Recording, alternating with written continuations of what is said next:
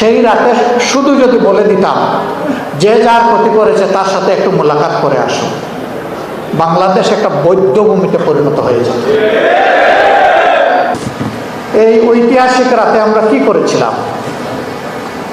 সকল বেতা যা বুকে ছিল তা ঝেড়ে ফেলে দিয়েছিলাম, তা পায়ের নিচে ফেলে দিয়েছিলাম।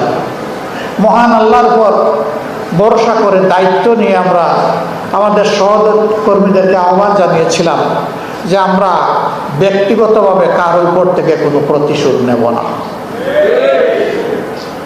প্রতিশোধ প্রতিহিংসার জন্ম দেয়, প্রতিহিংসা সমাজকে ধ্বংস করে। আমরা পারতাম সেই রাতে শুধু যদি বলে দিতাম যে যার ক্ষতি করেছে তার সাথে একটু মোলাকাত করে আসুন, বাংলাদেশ একটা বৌদ্ধভূমিতে পরিণত হয়ে যেত। দেশ থেকে যারা চলে গেছেন তাদের একজন গুরুত্বপূর্ণ ব্যক্তি বারবার বলতেন, কোনো কারণে যদি আওয়ামী লীগের ক্ষমতার পতন হয়, পতনের 2 দিনের ভিতরে তাদের দলের 5 লক্ষ লোক নিহত হবেন, খুন হবেন।